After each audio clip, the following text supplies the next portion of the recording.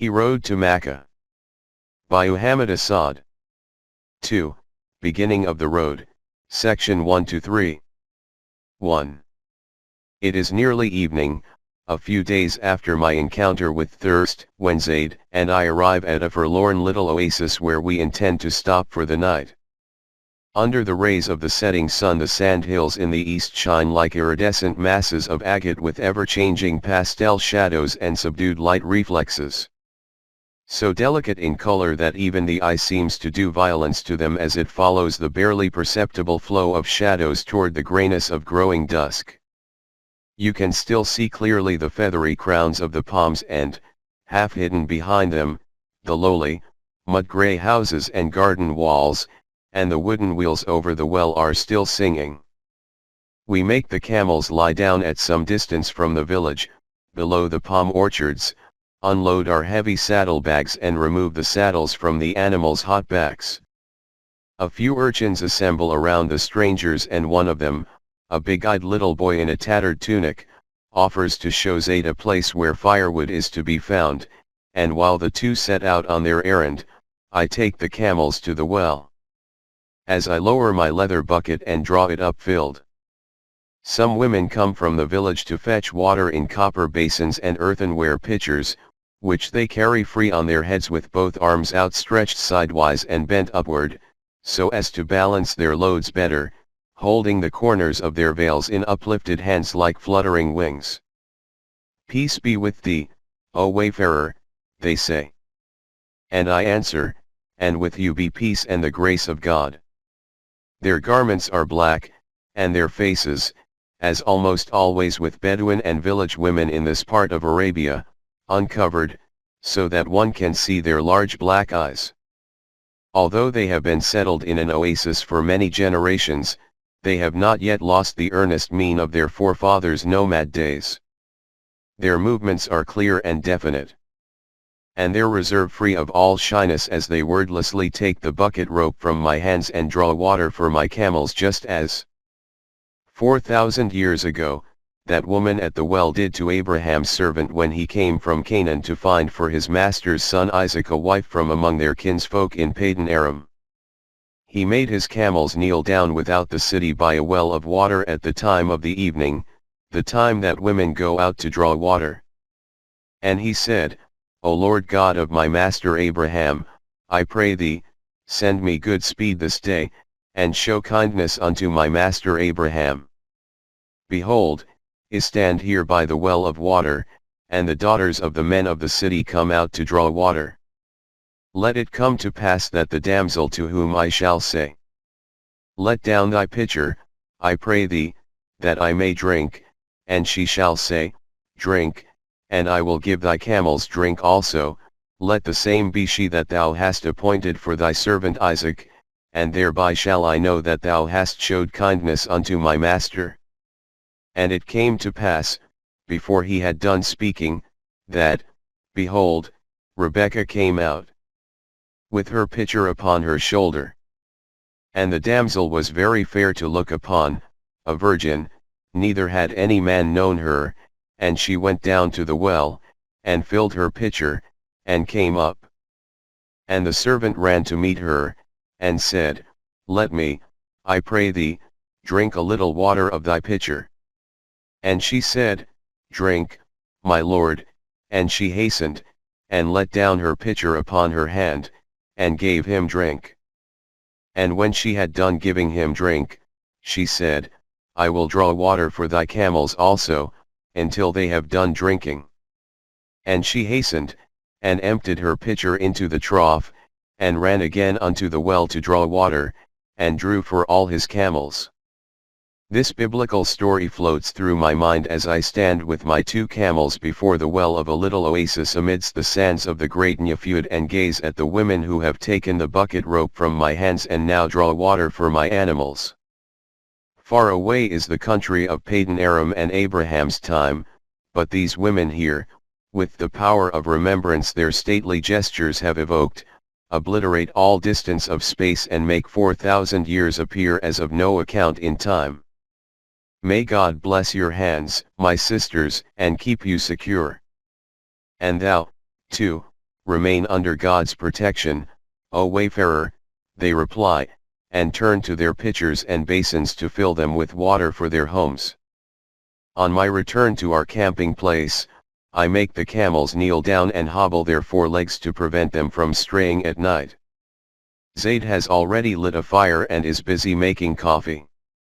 Water boils in a tall brass coffee pot with a long, curved spout. A smaller pot of a similar shape stands ready at Zaid's elbow. In his left hand he holds a huge, flat iron spoon with a handle 2 feet long, on which he is roasting a handful of coffee beans over the slow fire, for in Arabia coffee is freshly roasted for every pot.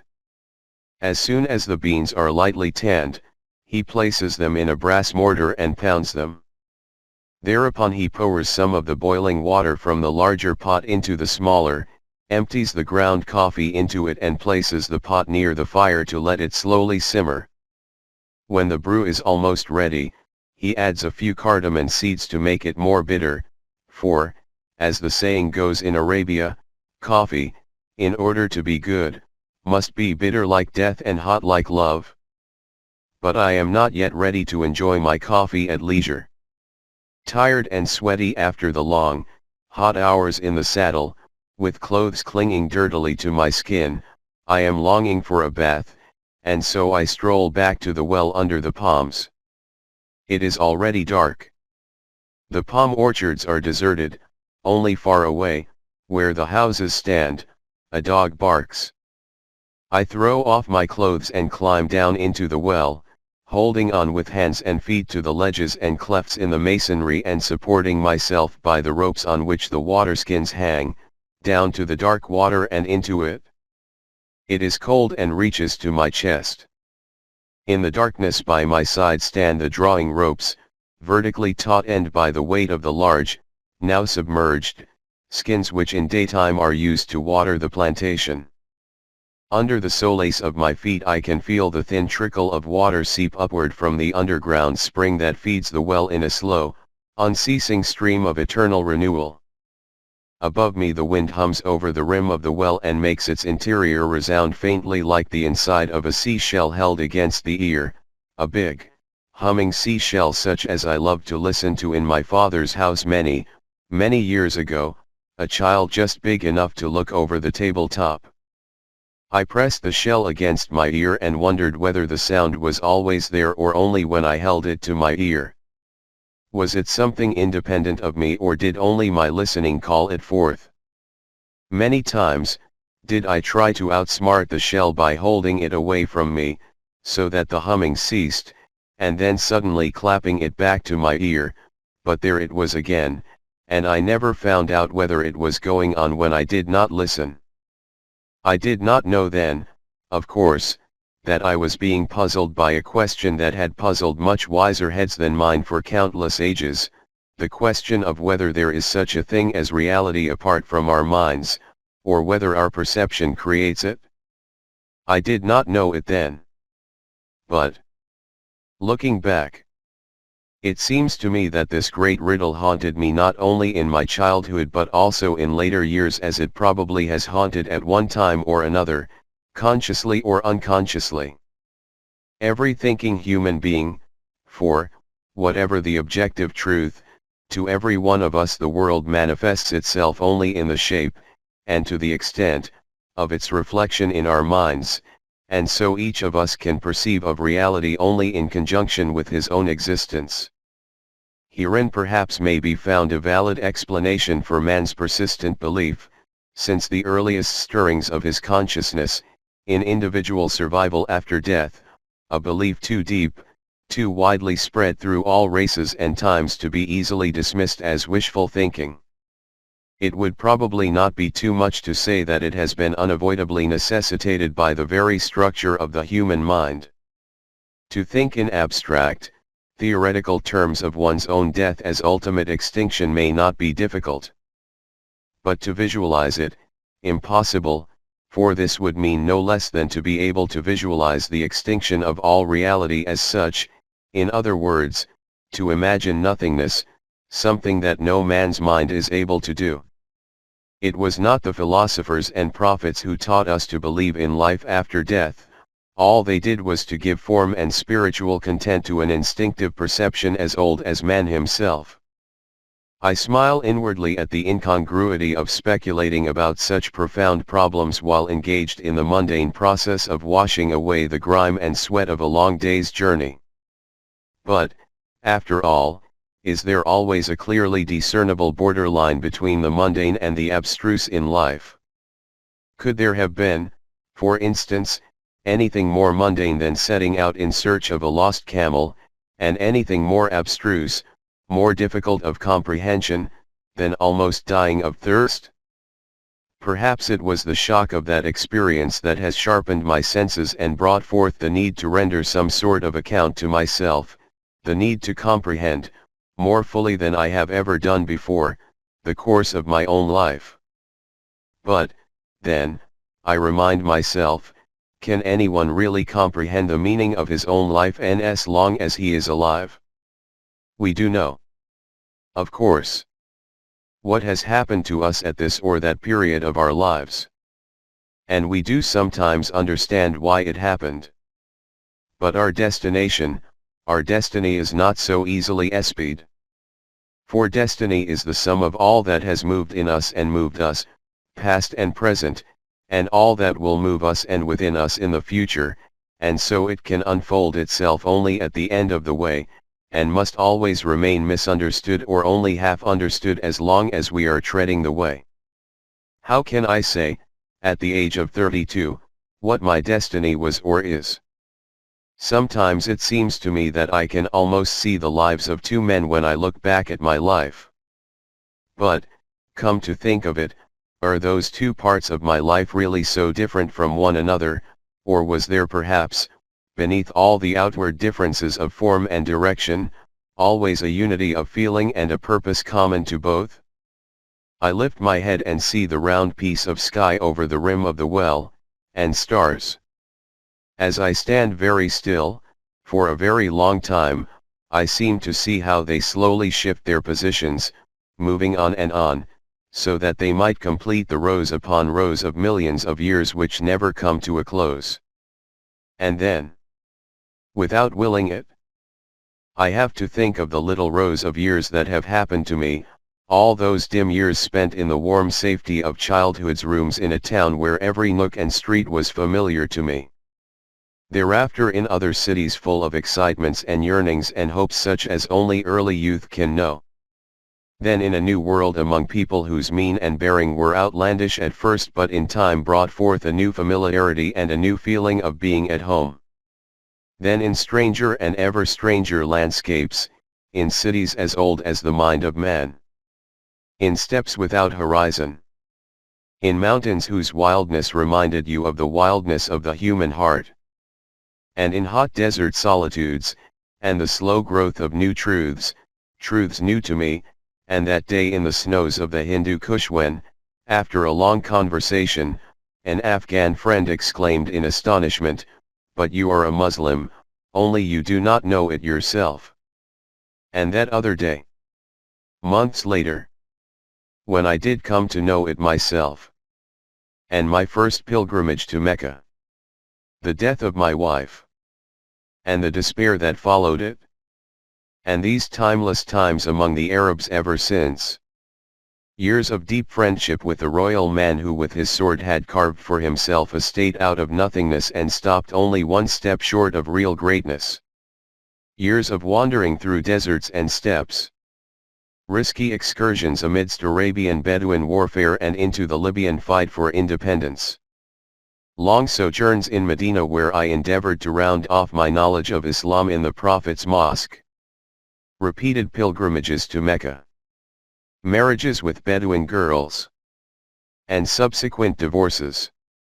Warm human relationships, and desolate days of loneliness, sophisticated discourses with cultured Muslims from all parts of the world, and journeys through unexplored regions, all these years of submergence in a world far removed from the thoughts and aims of Western existence. What a long row of years! All these sunken years now come up to the surface, uncover their faces once again and call me with many voices, and suddenly, in the startled jerk of my heart, I perceive how long, how endless my way has been. You have always been only going and going, I say to myself. You have never yet built your life into something that one could grasp with his hands, and never has there been an answer to the question where to. You have been going on and on, a wanderer through many lands, a guest at many hearths, but the longing has never been stilled, and although you are a stranger no more, you have struck no root.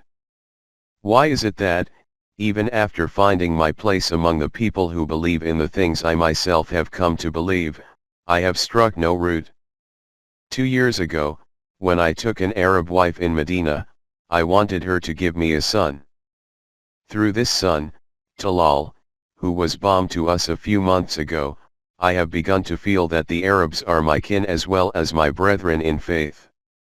I want him to have his roots deep in this land and to grow up in the consciousness of his great heritage of blood as well as culture. This, one might think, should be enough to make a man desirous of settling down for good, of building for himself and his family a lasting home. Why is it, then, that my wanderings are not yet over and that I have still to continue on my way? Why is it that the life which I myself have chosen does not fully satisfy me? What is it that I find lacking in this environment? Certainly not the intellectual interests of Europe. I have left them behind me. I do not miss them. Indeed, I am so remote from them that it has become increasingly difficult for me to write for the European newspapers which provide me with my livelihood. Every time I send off an article, it seems as if I were throwing a stone into a bottomless well. The stone disappears into the dark void and not even an echo comes up to tell me that it has reached its goal. While I thus cogitate in disquiet and perplexity, half submerged in the dark waters of a well in an Arabian oasis, I suddenly hear a voice from the background of my memory, the voice of an old Kurdish nomad. If water stands motionless in a pool it grows stale and muddy, but when it moves and flows it becomes clear. So, too, man in his wanderings. Whereupon, as if by magic, all disquiet leaves me. I begin to look upon myself with distant eyes, as you might look at the pages of a book to read a story from them, and I begin to understand that my life could not have taken a different course. For when I ask myself, what is the sum total of my life? Something in me seems to answer, you have set out to exchange one world for another, to gain a new world for yourself in exchange for an old one which you never really possessed. And I know with startling clarity that such an undertaking might indeed take an entire lifetime. I climb out of the well, put on the clean, long tunic which I brought with me, and go back to the fire and to Zaid and the camels. I drink the bitter coffee which Zaid offers me and then lie down, refreshed and warm, near the fire on the ground. 2. My arms are crossed under my neck, and I am looking into this Arabian night which curves over me, black and starry. A shooting star flies in a tremendous arc, and there another, and yet another, arcs of light piercing the darkness. Are they only bits of broken up planets, fragments of some cosmic disaster, now aimlessly flying through the vastness of the universe? Oh, no, if you ask Zaid, he will tell you that these are the fiery javelins with which angels drive away the devils that on certain nights stealthily ascend toward heaven to spy upon God's secrets. Was it perhaps Iblis himself, the king of all devils, who has just received that mighty throw of flame there in the east? The legends connected with the sky and its stars are more familiar to me than the home of my childhood. How could it be otherwise? Ever since I came to Arabia I have lived like an Arab. Worn only Arab dress. Spoken only Arabic, dreamed my dreams in Arabic. Arabian customs and imageries have almost imperceptibly shaped my thoughts. I have not been hampered by the many mental reservations which usually make it impossible for a foreigner, be he ever so well versed in the manners and the language of the country, to find a true approach to the feelings of its people and to make their world his own. And suddenly I have to laugh aloud with the laughter of happiness and freedom, so loud that Zaid looks up in astonishment and my dromedary turns its head toward me with a slow, faintly supercilious movement. For now, I see how simple and straight, in spite of all its length, my road has been, my road from a world which I did not possess to a world truly my own. My coming to this land, was it not, in truth, a homecoming? Homecoming of the heart that has espied its old home backward over a curve of thousands of years and now recognizes this sky, my sky, with painful rejoicing? For this Arabian sky, so much darker, higher, more festive with its stars than any other sky, vaulted over the long trek of my ancestors, those wandering herdsmen warriors. When, thousands of years ago, they set out in the power of their morning, obsessed by greed for land and booty, toward the fertile country of Chaldea and an unknown future, that small Bedouin tribe of Hebrews, forefathers of that man who was to be born in Ur of the Chaldees.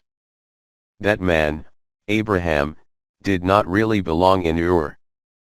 His was but one among many Arabian tribes which at one time or another had wound their way from the hungry deserts of the peninsula toward the northern dreamlands that were said to be flowing with milk and honey, the settled lands of the Fertile Crescent, Syria and Mesopotamia.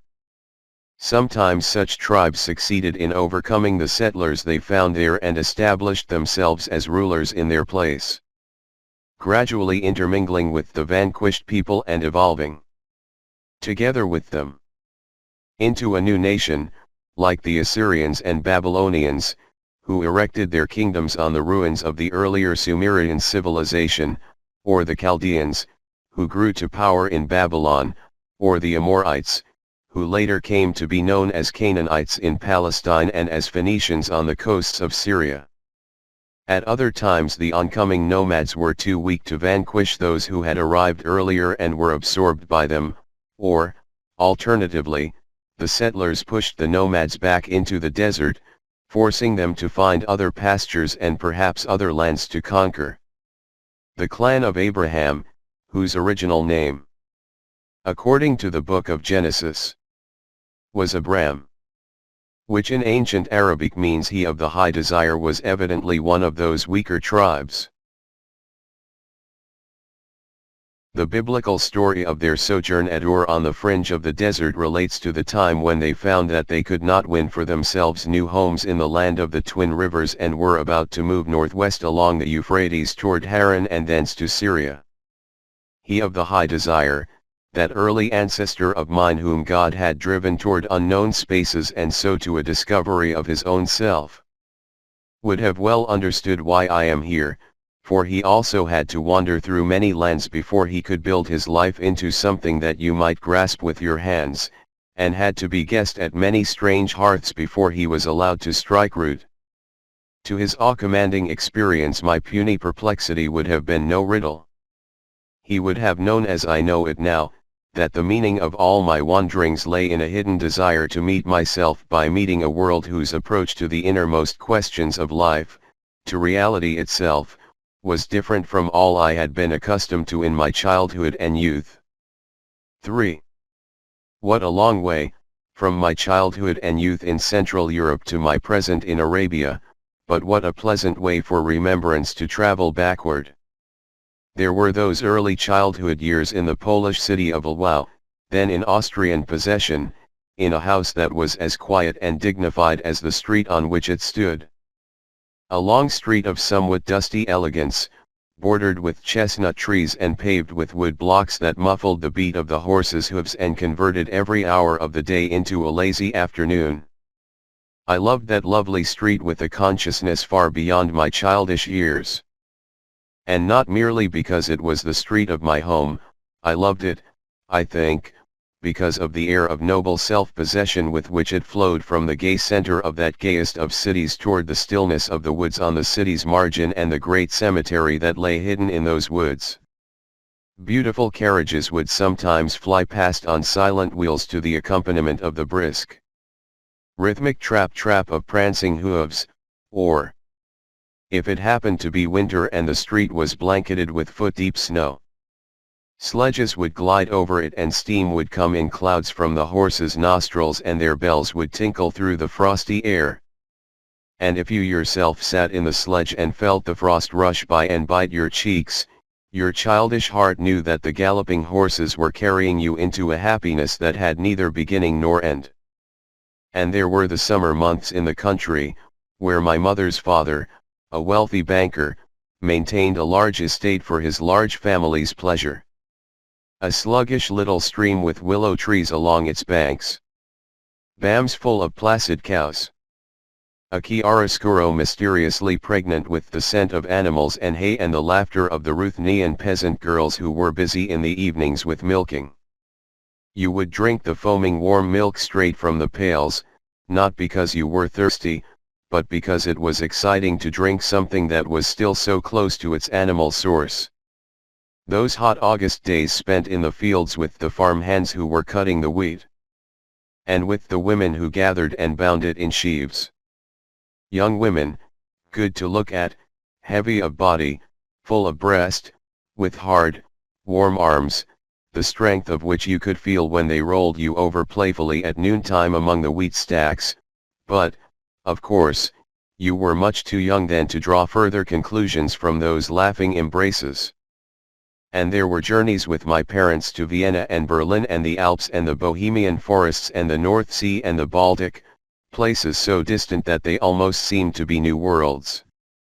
Every time one set out on such a journey, the first whistle of the train engine and the first jolt of the wheels made one's heart stop beating in anticipation of the wonders that were now to unfold themselves.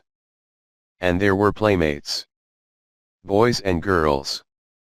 A brother and a sister and many cousins. And glorious Sundays of freedom after the dullness, but not too oppressive a dullness, of weekdays in school. Hikes through the countryside, and the first surreptitious meetings with lovely girls of one's own age, and the blush of a strange excitement from which one recovered only after hours and hours. It was a happy childhood, satisfying even in retrospect. My parents lived in comfortable circumstances, and they lived mostly for their children. My mother's placidity and unruffled quiet may have had something to do with the ease with which in later years I was able to adapt myself to unfamiliar and, on occasion, most adverse conditions, while my father's inner restlessness is probably mirrored in my own. If I had to describe my father, I would say that this lovely, slim, middle-sized man of dark complexion and dark, passionate eyes was not quite in tune with his surroundings.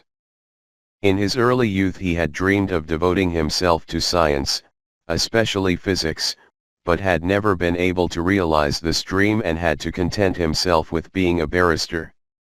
Although quite successful in this profession, in which his keen mind must have found a welcome challenge, he never reconciled himself to it fully, and the air of loneliness that surrounded him may have been caused by an ever-present awareness that his true calling had eluded him. His father had been an Orthodox rabbi in Czernowitz, capital of the then Austrian province of Bukovina. I still remember him as a graceful old man with very delicate hands and a sensitive face framed in a long, white beard. Side by side with his deep interest in mathematics and astronomy, which he studied in his spare time throughout his life, he was one of the best chess players of the district. This was probably the basis of his long-standing friendship with the Greek Orthodox Archbishop, himself a chess player of note. The two would spend many an evening together over the chessboard and would round off their sessions by discussing the metaphysical propositions of their respective religions. One might have presumed that, with such a bent of mind, my grandfather would have welcomed his son's, my father's, inclination toward science. But apparently he had made up his mind from the very first that his eldest son would continue the rabbinical tradition which went back in the family for several generations, and refused even to consider any other career for my father.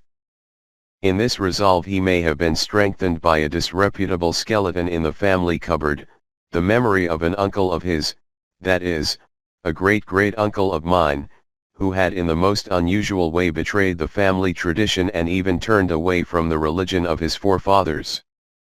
That almost mythical great-great-uncle, whose name was never mentioned aloud, seems to have been brought up in the same strict family tradition. At a very young age he had become a full-fledged rabbi and been married off to a woman whom he apparently did not love. As the rabbinical profession did not bring sufficient remuneration in those days, he supplemented his income by trading in furs, which every year necessitated a journey to Europe's central fur market, Leipzig.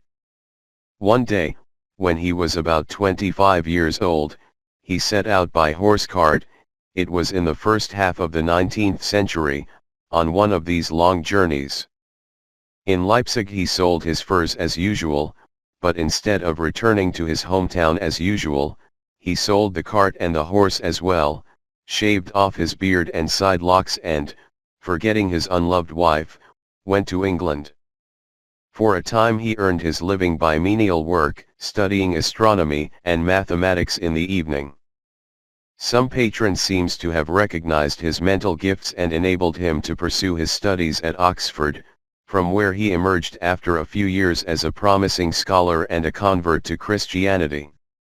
Shortly after sending a letter of divorce to his Jewish wife, he married a girl from among the Gentiles.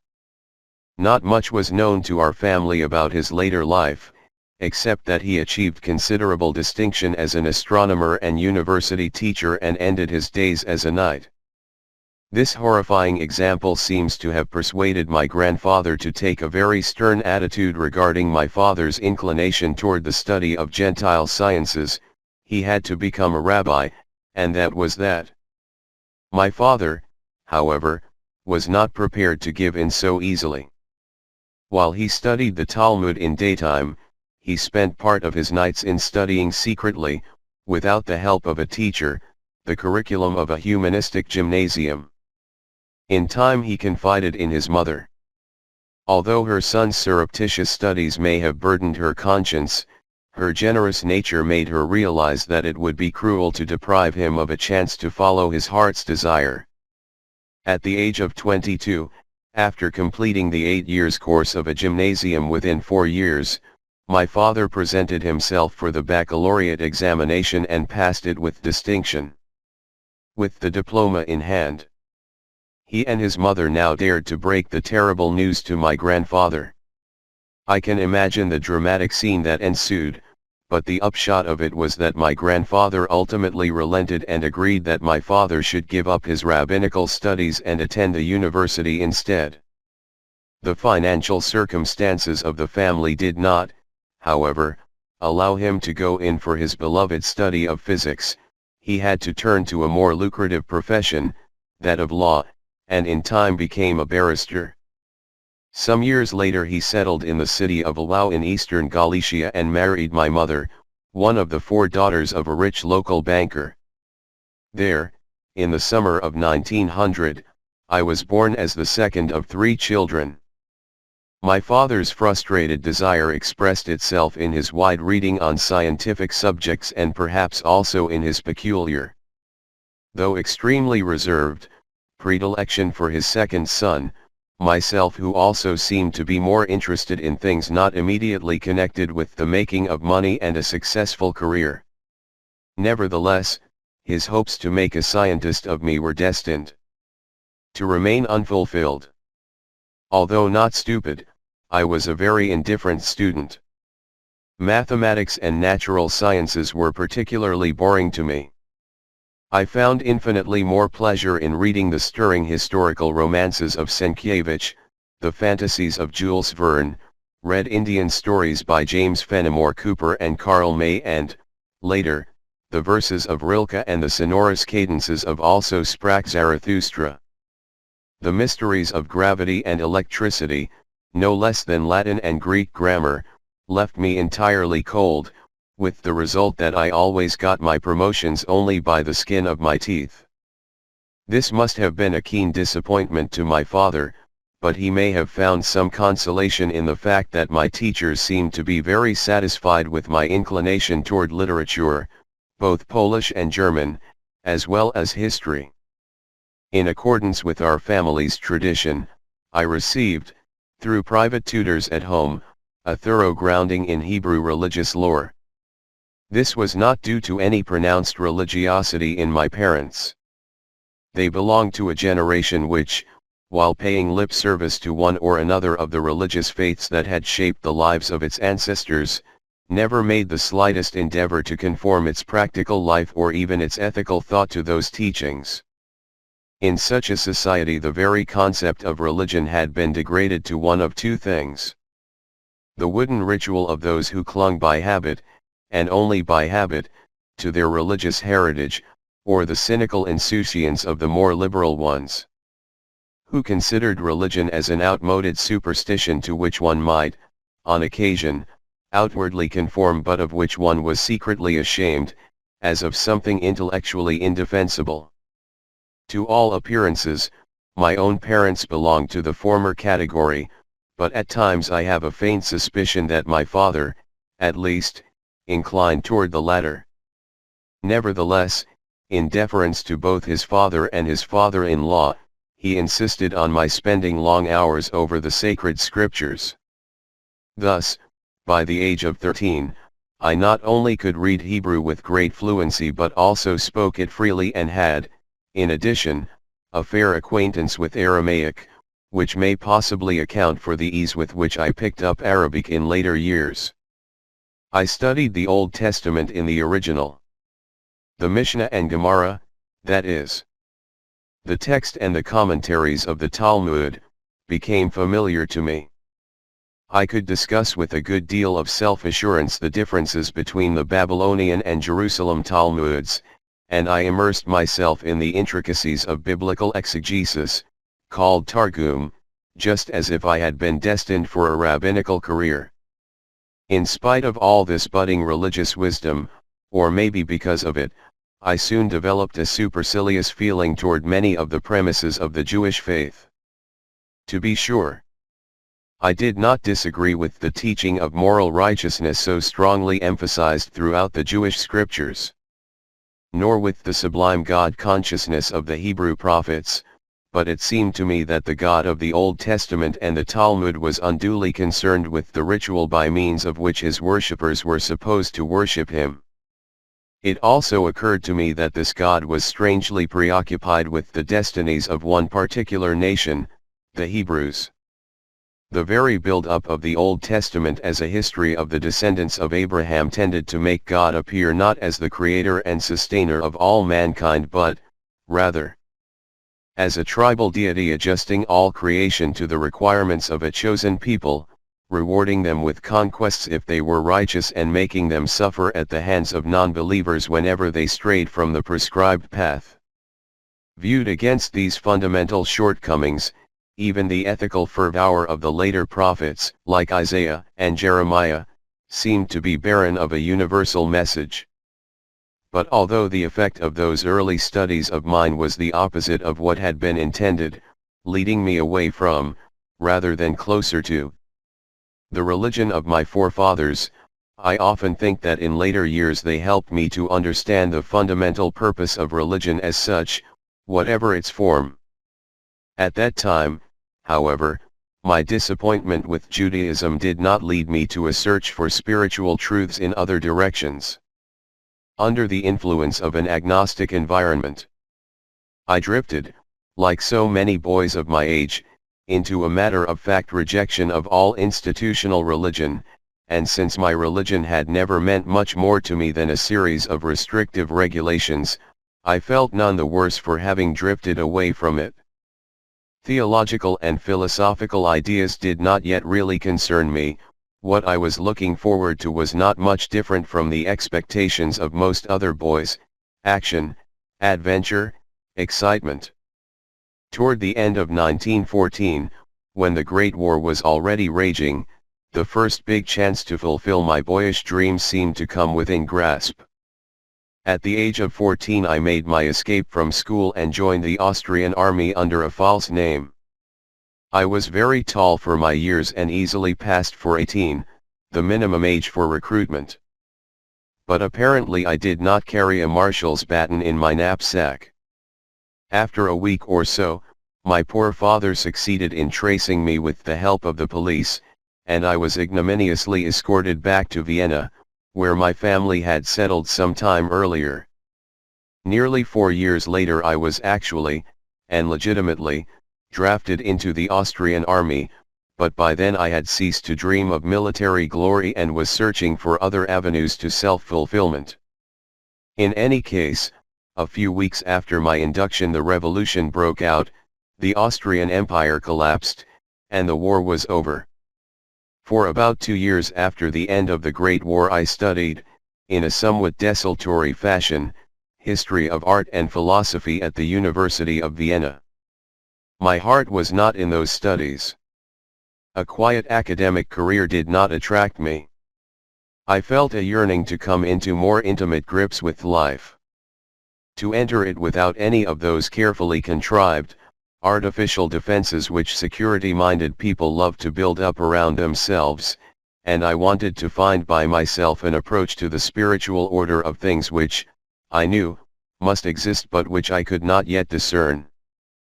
It is not easy to explain in so many words what I meant in those days by a spiritual order. It certainly did not occur to me to conceive of the problem in conventional religious terms or, for that matter, in any precise terms whatsoever. My vagueness, to be fair to myself, was not of my own making. It was the vagueness of an entire generation. The opening decades of the 20th century stood in the sign of a spiritual vacuum. All the ethical valuations to which Europe had been accustomed for so many centuries had become amorphous under the terrible impact of what had happened between 1914 and 1918, and no new set of values was yet anywhere in sight. A feeling of brittleness and insecurity was in the air, a presentiment of social and intellectual upheavals that made one doubt whether there could ever again be any permanency in man's thoughts and endeavors. Everything seemed to be flowing in a formless flood, and the spiritual restlessness of youth could nowhere find a foothold. In the absence of any reliable standards of morality, nobody could give us young people satisfactory answers to the many questions that perplexed us. Science said, cognition is everything, and forgot that cognition without an ethical goal can lead only to chaos. The social reformers, the revolutionaries, the communists, all of whom undoubtedly wanted to build a better, happier world, were thinking only in terms of outward, social and economic circumstances. And to bridge that defect, they had raised their materialistic conception of history to a kind of new, anti-metaphysical metaphysics. The traditionally religious people, on the other hand, knew nothing better than to attribute to their God qualities derived from their own habits of thought, which had long since become rigid and meaningless. And when we young people saw that these alleged divine qualities often stood in sharp contrast with what was happening in the world around us, we told ourselves, the moving forces of destiny are evidently different from the qualities which are ascribed to God. Therefore, there is no God. And it occurred to only very few of us that the cause of all this confusion might lie perhaps in the arbitrariness of the self-righteous guardians of faith who claimed to have the right to define God and, by clothing him with their own garments, separated him from man and his destiny. In the individual, this ethical lability could lead either to complete moral chaos and cynicism or, alternatively, to a search for a creative, personal approach to what might constitute the good life. This instinctive realization may have been, indirectly, the reason for my choice of history of art as my main subject at the university.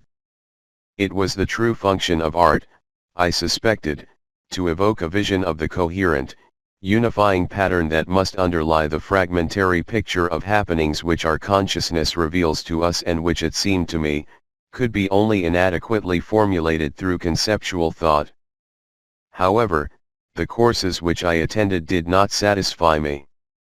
My professors, some of them, like Strzygowski and Dvorak, outstanding in their particular fields of study, appeared to be more concerned with discovering the aesthetic laws that govern artistic creation than with bearing its innermost spiritual impulses. In other words, their approach to art was, to my mind, too narrowly confined to the question of the forms in which it expressed itself. The conclusions of psychoanalysis, to which I was introduced in those days of youthful perplexity, left me equally, if for somewhat different reasons, unsatisfied. No doubt, psychoanalysis was at that time an intellectual revolution of the first magnitude, and one felt in one's bones that this flinging open of new, hitherto barred doors of cognition was bound to affect deeply, and perhaps change entirely, man's thinking about himself and his society. The discovery of the role which unconscious urges play in the formation of the human personality opened, beyond any question, avenues to a more penetrating self-understanding than had been offered to us by the psychological theories of earlier times. All this I was ready to concede. Indeed, the stimulus of Freudian ideas was as intoxicating to my young mind as potent wine, and many were the evenings I spent in Vienna's cafes listening to exciting discussions between some of the early pioneers of psychoanalysis, such as Alfred Adler, Hermann Steckel, and Otto Gross. But while I certainly did not dispute the validity of its analytical principles, I was disturbed by the intellectual arrogance of the new science, which tried to reduce all mysteries of man's self to a series of neurogenetic reactions.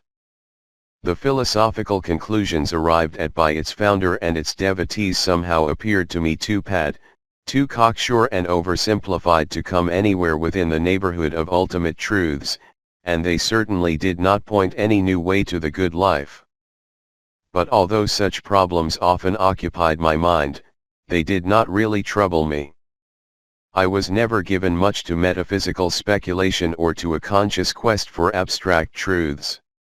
My interests lay more in the direction of things seen and felt, people, activities, and relationships. And it was just then that I was beginning to discover relationships with women. In the general process of dissolution of established social mores that followed the Great War, many restraints between the sexes had been loosened. What happened was, I think, not so much a revolt against the straight-lacedness of the 19th century as, rather, a passive rebound from a state of affairs in which certain moral standards had been deemed eternal and unquestionable to a social condition in which everything was questionable. A swinging of the pendulum from yesterday's comforting belief in the continuity of man's upward progress to the bitter disillusionment of Spengler, to Nietzsche's moral relativism, and to the spiritual nihilism fostered by psychoanalysis. Looking backward on those early post-war years, I feel that the young men and women who spoke and wrote with so much enthusiasm about the body's freedom were very far indeed from the ebullient spirit of Pan they so often invoked. Their raptures were too self-conscious to be exuberant, and too easygoing to be revolutionary. Their sexual relations had, as a rule, something casual about them, a certain matter-of-fact blandness which often led to promiscuity. Even if I had felt myself bound by the remnants of conventional morality, it would have been extremely difficult to avoid being drawn into a trend that had become so widespread. As it was, I rather gloried, like so many others of my generation, in what was considered a rebellion against the hollow conventions. Flirtations grew easily into affairs, and some of the affairs into passions.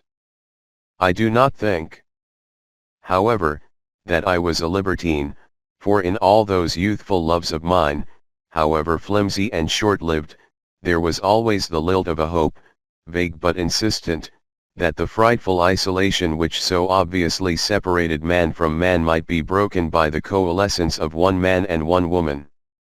My restlessness grew and made it increasingly difficult for me to pursue my university studies. At last I decided to give them up for good and to try my hand at journalism. My father, with probably more justification than I was then willing to concede, strongly objected to such a course, maintaining that before I decided to make writing my career I should at least prove to myself that I could write, and, in any case, he concluded after one of our stormy discussions, a Ph.D. degree has never yet prevented a man from becoming a successful writer. His reasoning was sound, but I was very young, very hopeful, and very restless. When I realized that he would not change his mind, there seemed nothing left but to start life on my own. Without telling anyone of my intentions, I said goodbye to Vienna one summer day in 1920 and boarded a train for Prague. All I possessed, apart from my personal belongings, was a diamond ring which my mother, who had died a year earlier, had left me. This I sold through the good offices of a waiter in Prague's main literary cafe. Most probably I was thoroughly gypped in the transaction, but the sum of money which I received appeared like a fortune. With this fortune in my pocket I proceeded to Berlin, where some Viennese friends introduced me to the magic circle of litterateurs and artists at the old Café de Westens. I knew that henceforth I would have to make my way unaided. I would never again expect or accept financial help from my family. Some weeks later, when my father's anger had abated, he wrote to me, "I can already see you ending one day as a tramp in a roadside ditch." To which I replied, "No roadside ditch for me, I will come out on top." How I would come out on top was not in the least clear to me, but I knew that I wanted to write and was, of course, convinced that the world of letters was waiting for me with arms wide open. After a few months my cash ran out and I began to cast about for a job. To a young man with journalistic aspirations, one of the great dailies was the obvious choice, but I found out that I was no choice to them. I did not find it out all at once. It took me weeks of tiresome tramping over the pavements of Berlin, for even a subway or streetcar fare had by then become a problem, and an endless number of humiliating interviews with editors-in-chief and news editors and sub-editors. To realize that, barring a miracle, a fledgling without a single printed line to his credit had not the slightest chance of being admitted to the sacred precincts of a newspaper. No miracle came my way. Instead, I became acquainted with hunger and spent several weeks subsisting almost entirely on the tea and the 2 rolls which my landlady served me in the morning. My literary friends at the Café de Westens could not do much for a raw and inexperienced would-be. Moreover, most of them lived in circumstances not much different from my own, hovering from day to day on the brink of nothingness and struggling hard to keep their chins above water. Sometimes, in the flush of affluence produced by a luckily placed article or a picture sold, one or another of them would throw a party with beer and frankfurters and would ask me to partake of the sudden bounty.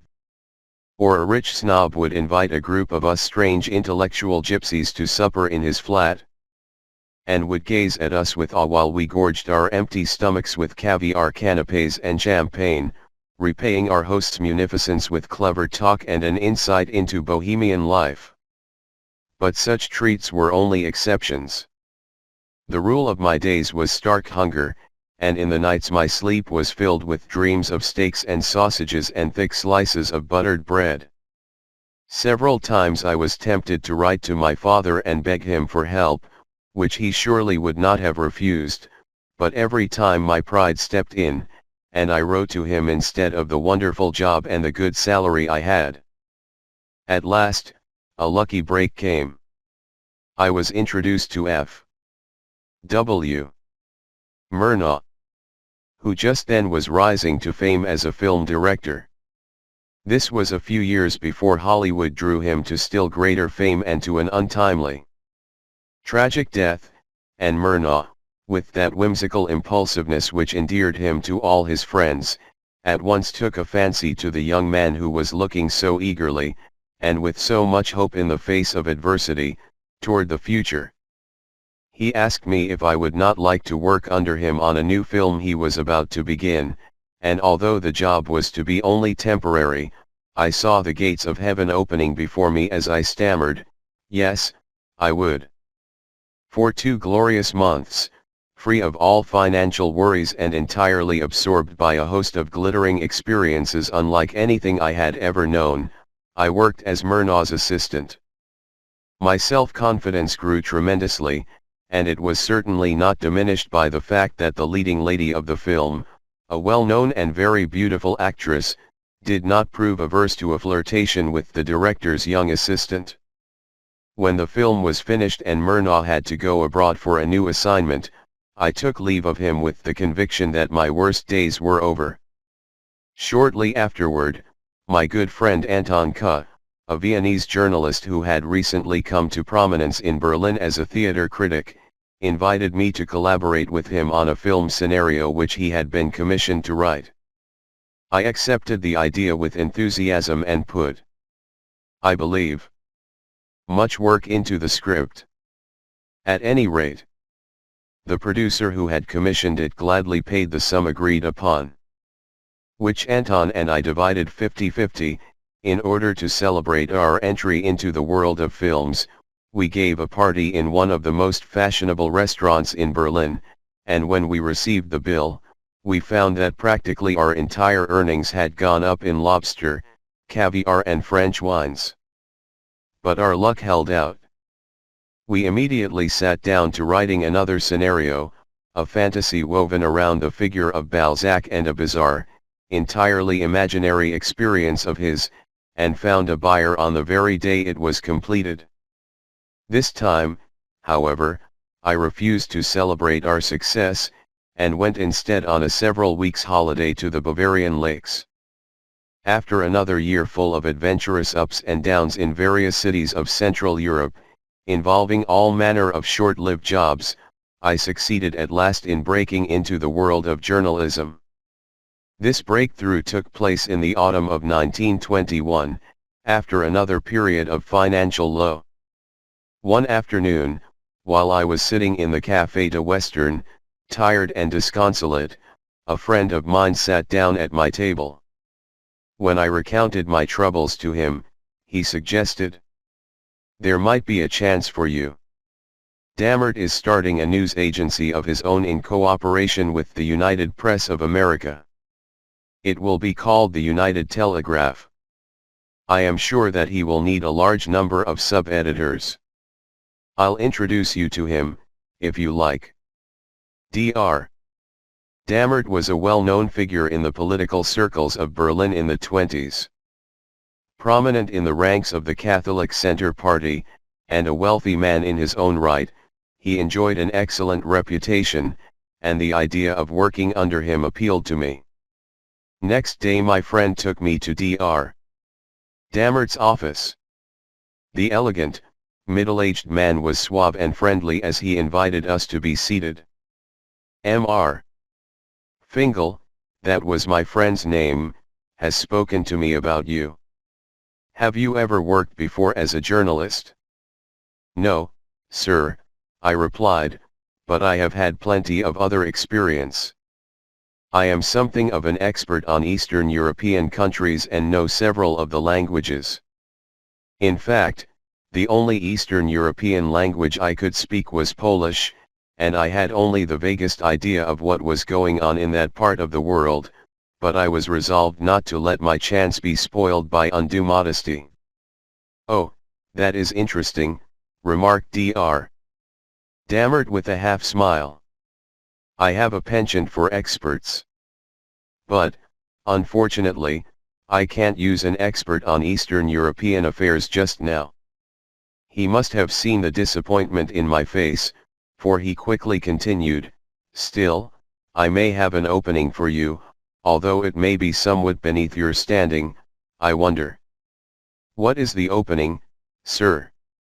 I inquired eagerly, thinking of my unpaid rent.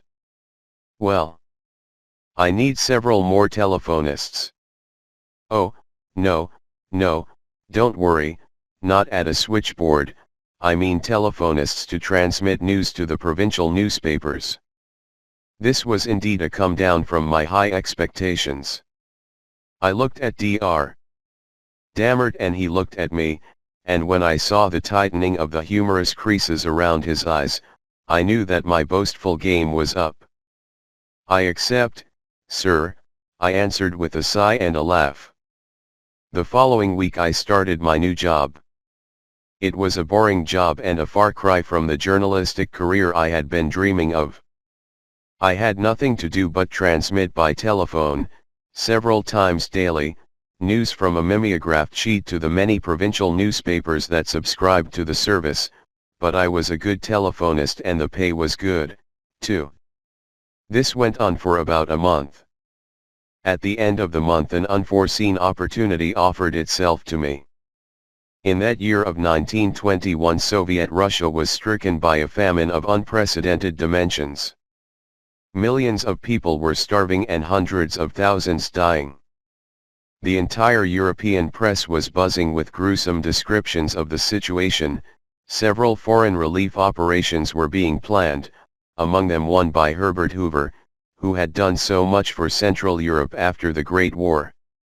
A large-scale action within Russia was headed by Maxim Gorky. His dramatic appeals for aid were stirring the entire world, and it was rumored that his wife would shortly visit the capitals of Central and Western Europe in an attempt to mobilize public opinion for more effective help. Being only a telephonist, I did not participate directly in the coverage of this sensational episode until a chance remark from one of my chance acquaintances, I had many of them in the strangest places, suddenly drew me into its midst. The acquaintance was the night doorman at the Hotel Esplanade, one of Berlin's swankiest, and the remark had been, "This Madame Gorky is a very pleasant lady, one would never guess that she is a Bolshevik." Madame Gorky? Where the hell did you see her? My informant lowered his voice to a whisper, "She is staying at our hotel. Came yesterday, but is registered under an assumed name. Only the manager knows who she really is. She doesn't want to be pestered by reporters." "And how do you know it?" "We doormen know everything that goes on in the hotel," he replied with a grin. "Do you think we could keep our jobs for long if we didn't? What a story it would make to get an exclusive interview with Madame Gorky, the more so as not a word of her presence in Berlin had so far penetrated to the press." I was all at once on fire. "Could you," I asked my friend, "somehow make it possible for me to see her?" "Well, I don't know. She is obviously dead set on keeping herself to herself. But I could do one thing, if you sit in the lobby in the evening, I might be able to point her out to you." That was a deal. I rushed back to my office at the United Telegraph. Almost everyone had gone home by that time, but fortunately the news editor was still at his desk. I buttonholed him. "Will you give me a press card if I promise to bring back a sensational story?" "What kind of story?" he inquired suspiciously. "You give me the press card and I'll give you the story. If I don't, you can always have the card back." Finally the old news hound agreed, and I emerged from the office the proud possessor of a card which designated me as a representative of the United Telegraph. The next few hours were spent in the lobby of the Esplanade. At 9 o'clock my friend arrived on duty. From the doorway he winked at me, disappeared behind the reception desk and reappeared a few minutes later with the information that Madame Gorky was out. "If you sit here long enough, you're sure to see her when she returns." At about 11 o'clock I caught my friend's signal. He was pointing surreptitiously to a lady who had just entered the revolving door, a small, delicate woman in her middle 40s, dressed in an extremely well-cut black gown, with a long black silk cape trailing on the ground behind her. She was so genuinely aristocratic in her bearing that it was indeed difficult to imagine her as the wife of the working man's poet, and still more difficult as a citizen of the Soviet Union. Blocking her way, I bowed and proceeded to address her in my most engaging tones. Madam Gorky. For an instant she appeared startled, but then a soft smile lighted her beautiful, black eyes and she answered in a German that bore only a faint trace of Slav accent, I am not Madam Gorky. You are mistaken, my name is so and so, giving a Russian-sounding name which I have forgotten. No, Madam Gorky, I persisted, I know that I am not mistaken.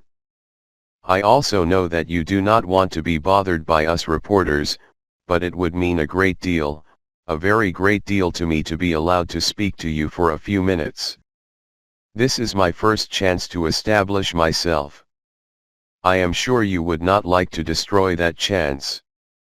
I showed her my press card. I got it only today, and I will have to return it unless I produce the story of my interview with Madame Gorky. The aristocratic lady continued to smile. And if I were to tell you on my word of honor that I am not Madame Gorky, would you believe me then? If you were to tell me anything on your word of honor, I would believe it. She burst out laughing. You seem to be a nice little boy. Her graceful head reached hardly to my shoulder. I am not going to tell you any more lies. You win. But we can't spend the rest of the evening here in the lobby. Would you give me the pleasure of having tea with me in my rooms? And so I had the pleasure of having tea with Madame Gorky in her rooms. For nearly an hour she vividly described the horrors of the famine, and when I left her after midnight, I had a thick sheaf of notes with me. The sub-editors on night duty at the United Telegraph opened their eyes wide on seeing me at that unusual hour. But I did not bother to explain, for I had urgent work to do. Writing down my interview as quickly as I could, I booked, without waiting for editorial clearance, urgent press calls to all the newspapers we served. Next morning the bomb burst. While none of the great Berlin dailies had a single word about Madame Gorky's presence in town, all the provincial papers served by our agency carried on their front pages the United Telegraph Special Representative's exclusive interview with Madame Gorky. The telephonist had made a first-class scoop. In the afternoon a conference of editors took place in Dr. Dammert's office.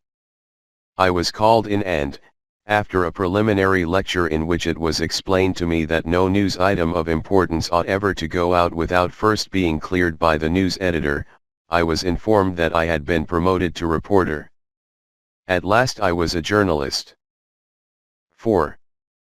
Soft steps in the sand, it is Zaid, returning from the well with a filled water skin.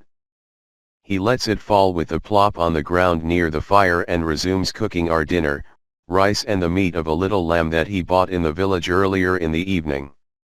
After a final stir with his ladle and a burst of steam from the pot, he turns to me. Wilt thou eat now, O my uncle? And without waiting for my reply, which, he knows, cannot be anything but yes, he heaps the contents of the pot onto a large platter, sets it before me, and lifts one of our brass cans, filled with water, for me to wash my hands. Bismillah, and may God grant us life. And we fall to, sitting cross-legged opposite each other and eating with the fingers of the right hand. We eat in silence. Neither of us has ever been a great talker. Besides, I have somehow been thrown into a mood of remembrance, thinking of the times that passed before I came to Arabia, before I even met Zaid, and so I cannot speak aloud, and speak only silently within myself and to myself, savoring the mood of my present through the many moods of my past. After our meal, as I lean against my saddle, my fingers playing with the sand, and gaze at the silent Arabian stars, I think how good it would be to have by my side someone to whom I could speak of all that has happened to me in those distant years. But there is nobody with me except Zaid. He is a good and faithful man and was my companion in many a day of loneliness. He is shrewd, delicate in perception and well versed in the ways of man. But as I look sidewise at his face, this clear-cut face framed in long tresses, now bent with serious absorption over the coffee pot, now turning toward the dromedaries which rest on the ground nearby and placidly chew their cud, I know that I need quite another listener. One who not only has had no part in that early past of mine but would also be far away from the sight and smell and sound of the present days and nights. One before whom I could unwrap the pinpoints of my remembrance one by one, so that his eyes might see them and my eyes might see them again, and who would thus help me to catch my own life within the net of my words. But there is nobody here but Zaid. And Zaid is the present.